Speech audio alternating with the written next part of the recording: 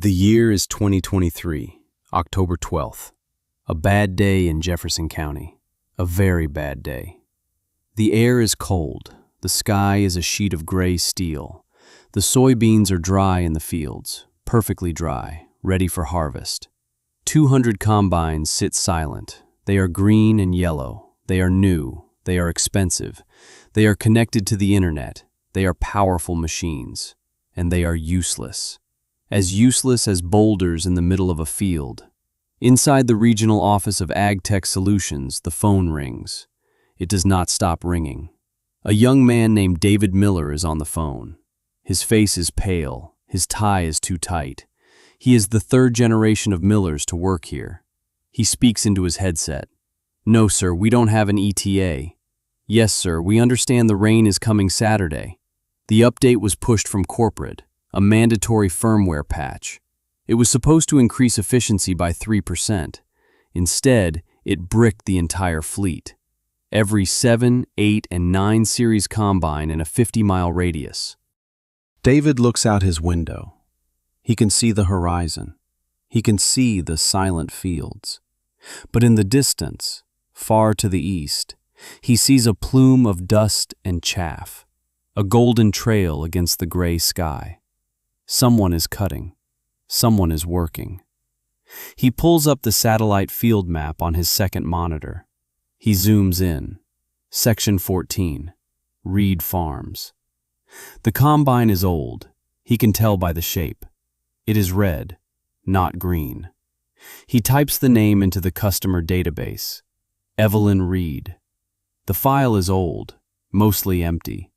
No service contracts. No financing agreements, no software subscriptions. He keeps scrolling down into the archives. He finds a scanned document, a loan application, dated March 1985, for one new John Deere 7720 combine. The signature on the application is Evelyn Reed. The signature on the denial is Frank Miller, his grandfather. David leans closer to the screen. He reads the handwritten note at the bottom, a note written in his grandfather's perfect cursive.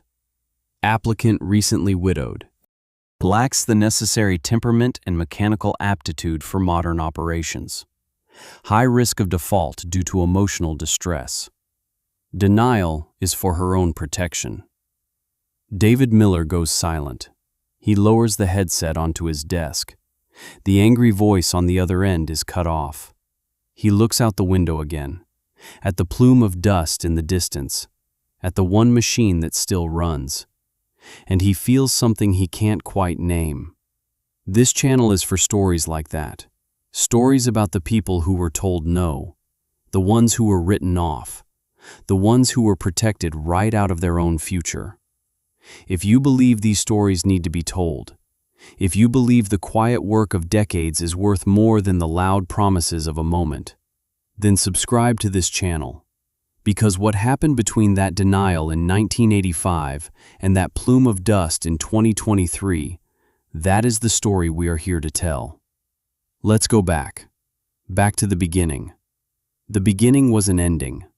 It was the spring of 1984, a highway accident. A patch of ice in late March. Evelyn Reed was 32 years old. She was a widow. Her husband, Michael, was gone. The farm was 640 acres, good bottomland soil, but it was heavily mortgaged. They had bought it from Michael's father 2 years before. They had plans, big plans. Now there was just Evelyn, and the debt, and the silence in the house. The community was kind. Casseroles appeared on the porch. Neighbors offered to help with the planting. They were good people. They meant well. But their kindness felt like a soft blanket, one that could smother you if you let it. Everyone assumed she would sell. Of course she would sell. A young widow couldn't run a farm this size alone. It wasn't possible. It wasn't proper. She would sell the land to one of the big operations, pay off the bank, move to town, get a job at the library maybe. It was the sensible thing to do. Evelyn listened to them. She nodded. She thanked them for the food. She did not tell them what she was thinking. She did not tell them about the promise she made to Michael in the quiet of the hospital room. She did not tell them that selling was not an option. It was never an option. She waited until the planting was done. She thanked the neighbors. She paid them for their fuel. Then she went to the bank. She did not go to the bank for a loan. She went to the Ag Tech dealership, the dealership that sold John Deere, the biggest name in the county, the only name that mattered, some said. The office was clean. The air smelled of fresh coffee and rubber tires. Frank Miller sat behind a large oak desk. He was a man in his 50s, solid, respected. He coached the Little League team. He was a deacon at the church. He had known Evelyn's family for 30 years. He stood up when she walked in. His expression was full of sympathy.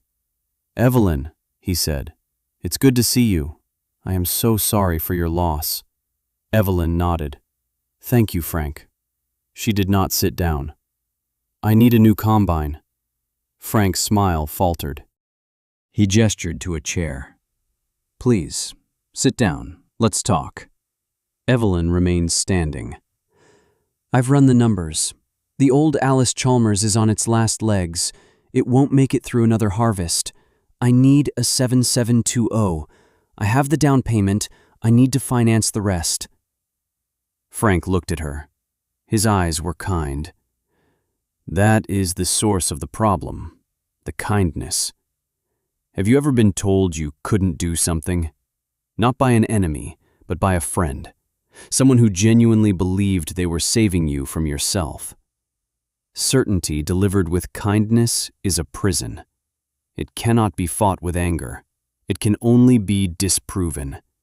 And that takes decades." Drop a comment below and tell us about a time someone tried to protect you from your own ambition, because this is where the story truly begins. Frank Miller steepled his fingers. He looked at the papers she laid on his desk. The numbers were good. The projections were solid. She had done her homework. This was not the problem. "Evelyn," he began slowly, "a new 7720 is $110,000. That's a lot of machine, and a lot of debt. I know the numbers, Frank. I can make the payments. The yield from last year proves it." He sighed. It was a gentle sound, a sound of deep, paternal concern. "Last year Michael was here. He was one of the best mechanics I ever knew. These new machines, they're complicated. The electronics, the hydraulics. It takes a specialist to keep them running." Evelyn's face was a mask. "I can learn." Frank shook his head, slowly, sadly. "It's not just about learning. It's the stress. Harvest is a battle, you know that. What happens when a hydraulic line blows at 2 a.m? When a sensor fails and you're losing grain out the back? Michael could handle that. He thrived on it. But for you, alone." He let the sentence hang in the air. He was painting a picture for her, a picture of failure, of her alone in a dark field, covered in grease, crying in frustration. He thought he was being kind. He genuinely believed it. "I'm not going to be the man who lets you bankrupt yourself out of grief, Evelyn. I can't in good conscience approve this loan. It would be irresponsible. My advice? Sell the farm. Take the equity. Start a new life for yourself. You're young. You deserve that." He smiled at her, a warm, reassuring smile. He had just saved her. He was sure of it. Evelyn stared at him for a long time. The room was silent. She could hear the clock ticking on the wall. She felt a cold, hard anger settle in her stomach. It wasn't hot. It wasn't loud. It was the kind of anger that builds things. She picked up her papers from his desk. She folded them neatly. She did not say thank you. She did not argue. She did not raise her voice. She simply looked him in the eye. "You're wrong, Frank." Then she turned and walked out of the dealership, leaving him sitting in his kindness and his certainty. She drove home. The truck felt big and empty. The sun was low in the sky. She didn't go into the house. She went to the workshop. Her father was there, Thomas Reed. He was 70 years old. His hands were gnarled from a lifetime of work. He was sharpening a set of mower blades. The smell of steel and oil filled the air. He didn't look up when she came in. He knew her footsteps. "Well?" he asked. His voice was quiet. He said no. Thomas stopped his work.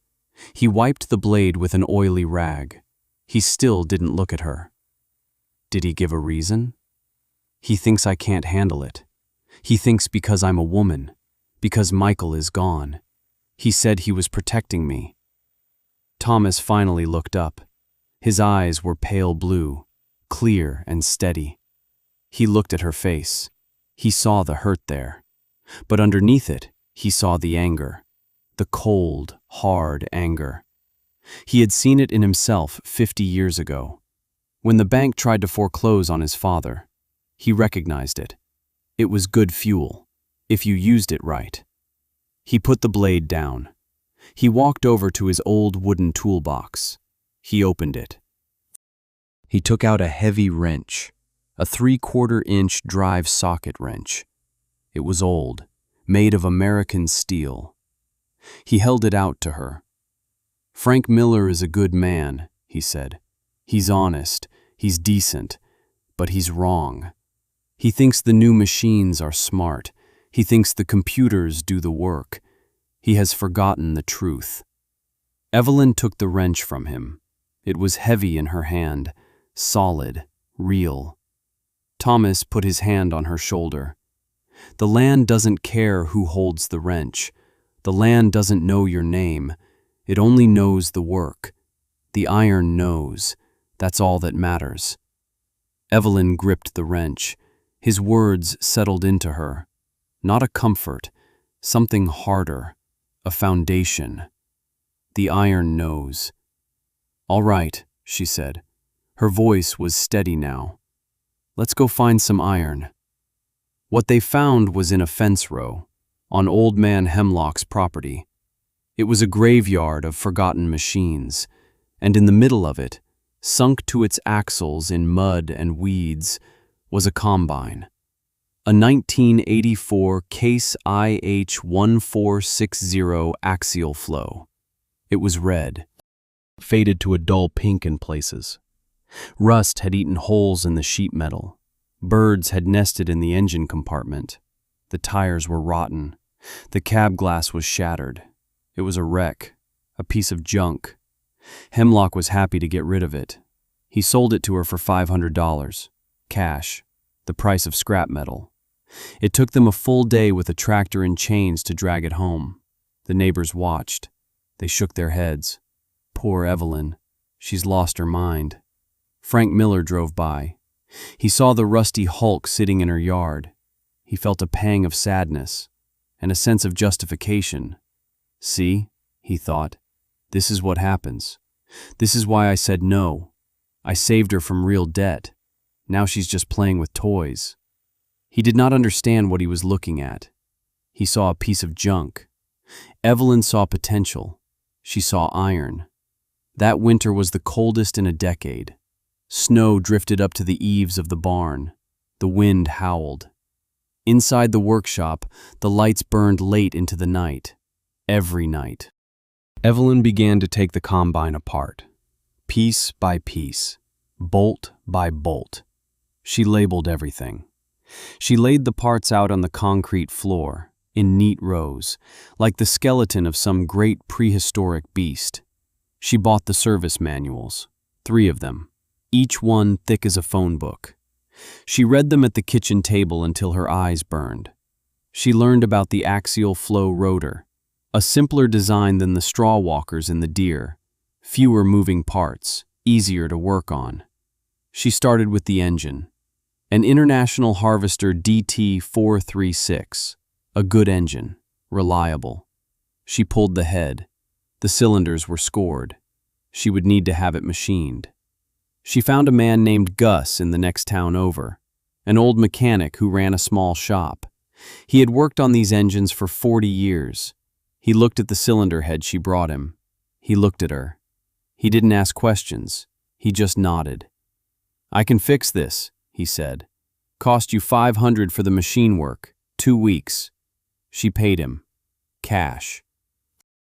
While the engine was at the shop, she worked on the rest. She pulled the transmission, the hydrostatic drive, the cleaning fan, the unloading auger. She replaced every bearing, every seal, every belt. Gus sold her the parts at his cost. He never explained why. She didn't ask. One day, he told her, "Your father helped me out of a bind back in '68. Brought his planter over when mine broke down. Didn't ask for a dime. Just said neighbors help neighbors." He looked at the pile of parts on her floor. The iron remembers that stuff. He was teaching her more than mechanics.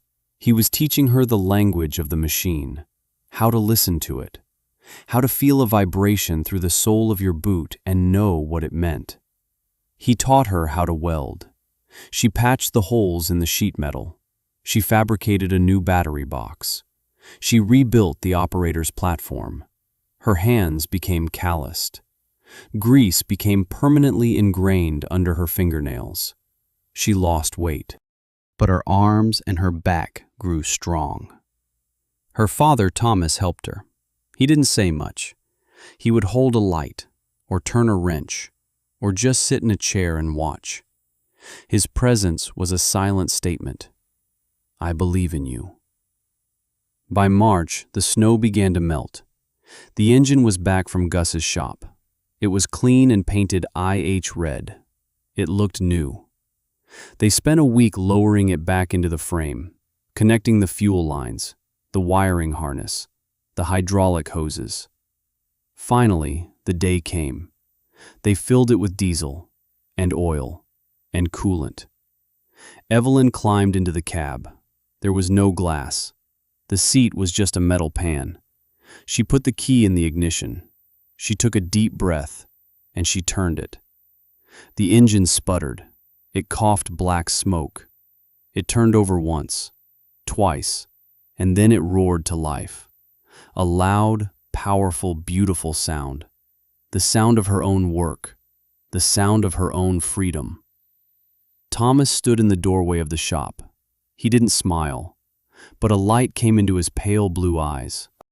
"The iron knows," he whispered to himself. The first harvest was a test. The wheat was golden in the July sun. Evelyn drove the red 1460 into the field. It wasn't pretty. The paint was a patchwork of old and new. The cab was still open to the air, but it ran. The neighbors watched from their trucks on the road. They made bets on how long it would last. An hour, maybe 2. The combine cut a straight line through the wheat. The rotor spun. The grain filled the hopper. It worked. It actually worked. She had a breakdown on the second day. A hydraulic hose burst. Hot fluids sprayed everywhere. She shut it down. She didn't panic. She got her tools. She had a spare hose. She had learned how to make one at Gus's shop. She replaced it. An hour later, she was cutting again. Frank Miller heard about it at the coffee shop. Heard she got the crop in. Every last bushel. He felt a flicker of surprise. And something else. Something he didn't want to name. That was 1985. Let me tell you about the next 38 years. Because this is where the story becomes bigger than one woman and one machine. 1987.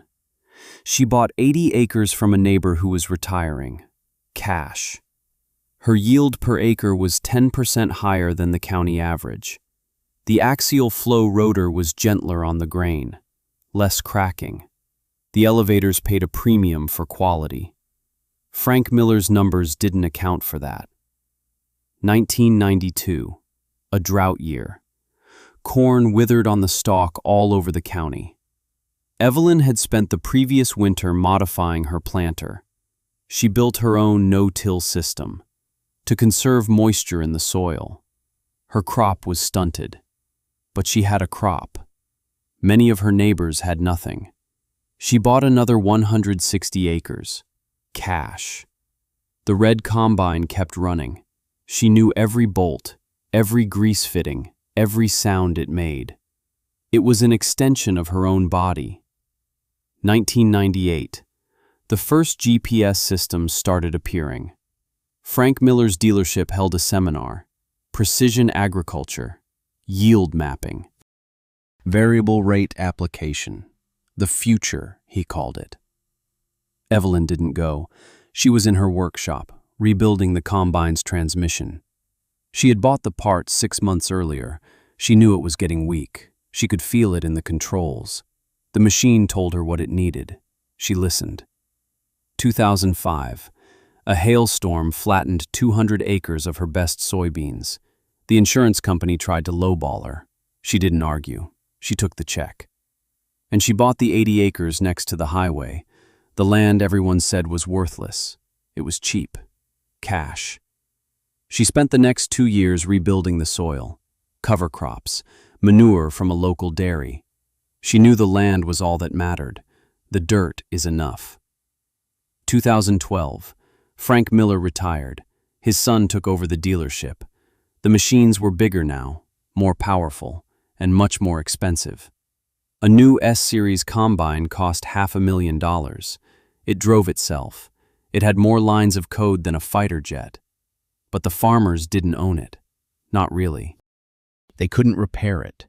They couldn't modify it. They just made the payments. They were tenants on their own land, dependent on the company for every software update, every diagnostic check, every specialized part. Evelyn's farm had grown to 2,000 acres, all paid for, no debt, not a single dollar. She still drove the same 1984 Case IH1460. Over the years, she had modified it, upgraded the engine, improved the cleaning system, installed a simple yield monitor she built herself. But the core of the machine was the same. The iron was the same. And it ran. Year after year, it ran. Frank, in his retirement, would sometimes drive the county roads. He would see her farm, the neat fields, the well-maintained buildings. He would see the old red combine in the shed, cleaned, ready. He never stopped. He never said anything, but he watched. He was a witness, a quiet witness to the woman he had tried to protect, the woman who had never needed his protection at all. Which brings us back to 2023. October 12th, the day the firmware update failed, the day the future of farming went dark. The rain was coming, a week of it, the forecast said. A crop left in the field through a week of rain could be a total loss. Panic was setting in. The phones at the dealership were ringing, but now the calls were different. They weren't just angry, they were desperate. David Miller, Frank's grandson, felt the weight of it all. The weight of 200 farmers' livelihoods. The weight of his family's name. His father was on the phone with corporate lawyers. His grandfather, Frank, came into the office. He was 83 years old now. He walked with a cane, but his eyes were still sharp. "What's the word?" Frank asked. David shook his head. "They don't know. They say it could be days. A team is flying in from Moline." "Days?" Frank said. "The crop will be ruined in days." He looked out the window, the same window he had sat by for 40 years, and he saw the same thing his grandson had seen. The plume of dust to the east. One combine, running. "Whose land is that?" Frank asked. David looked at his screen. Evelyn Reed. Frank was silent for a long time. He looked at his grandson's pale, worried face. He looked at the frantic chaos of the office, and he knew. He had been wrong. Not just wrong in 1985, wrong for 38 years, wrong about everything that mattered. He picked up his coat. "Where are you going?" David asked. "To see an old friend," Frank said. He drove his truck slowly. The gravel crunched under the tires.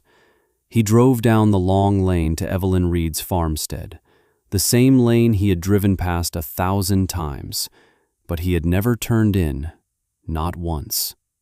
He parked near the workshop. The big doors were open. The 1460 was parked just outside. It was dusty. The engine was ticking as it cooled. Evelyn was standing on the platform, checking the grain in the hopper. She was 61 years old.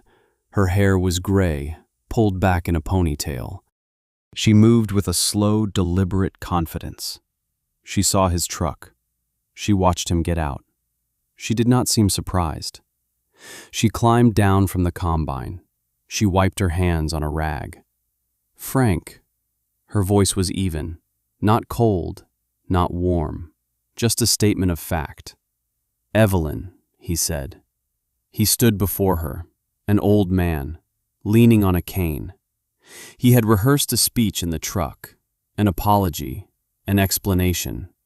But the words felt hollow now, useless. He just looked at her. At the combine she had built from scrap. At the farm she had built from nothing. "My son's beans are still in the field," he said. 400 acres. The new combine won't start. None of them will. The rain is coming Saturday. He didn't ask the question.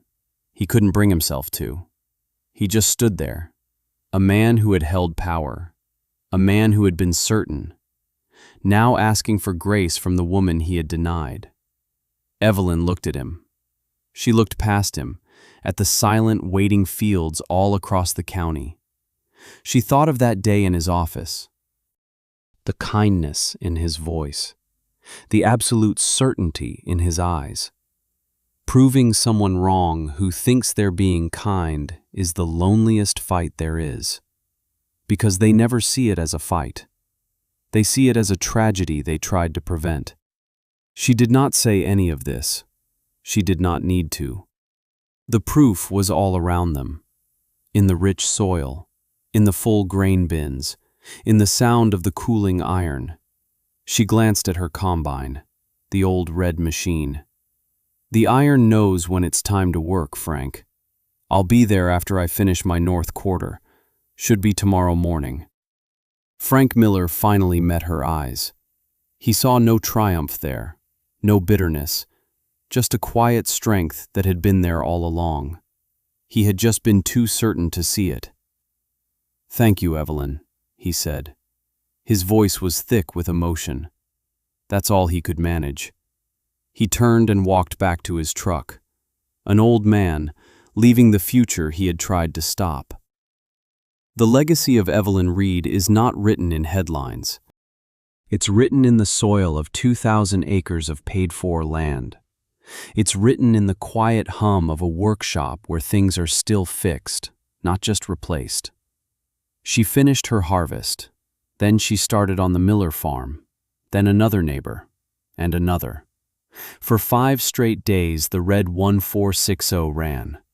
It ran while the ag tech engineers in their clean uniforms swarmed over the silent green machines, plugging in laptops, arguing on the phone. She harvested over 1,000 acres for her neighbors. She didn't ask for much, just enough to cover her fuel and her time. She saved them. The woman they had pitied, the woman they had whispered about, she saved their crop. But her real legacy started the next winter. Young farmers started showing up at her workshop, kids who had bought the big, new, expensive machines, and now they were scared. Scared of the debt, scared of their own helplessness.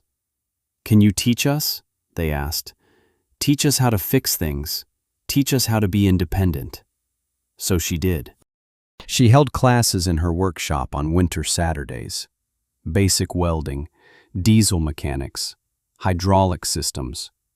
She taught them the language of the iron. In 2025, she used the profits from her farm to start a scholarship, the Evelyn Reed Self-Reliance Scholarship, for young women entering agricultural mechanics programs at community colleges. The first recipient was a girl from Jefferson County. She wanted to be a diesel technician. Evelyn didn't just give her money, she gave her a spot in her workshop, an apprenticeship, a chance. Today, on the wall of that workshop, there is a single tool. It hangs on a hook by itself. It's a 3/4-inch drive socket wrench. Old, heavy, made of American steel. Sometimes a student will ask about it. Evelyn will take it down from the wall. She'll let them feel the weight of it. "This was my down payment," she'll say, "on my freedom." The world is full of Frank Millers, good people who are certain about your limitations. They want to protect you. They want to save you from the burden of your own dreams. They will give you 1,000 sensible reasons to quit, to be smaller, to be safer, and their kindness will feel like a cage. This story is a reminder that the most powerful thing in the world is a quiet decision, a decision to pick up a tool, to learn, to build, to work, to prove them wrong over the course of 10,000 days, not with words, but with the harvest. Right now, somewhere, someone is being told they can't. They are being protected from their own potential. If you know someone who needs to hear this story, share it with them. If this story reminded you of a tool in your own life that meant freedom, tell us about it in the comments. And if you believe that the iron knows and that the work is all that matters, subscribe to this channel, because we have more stories to tell.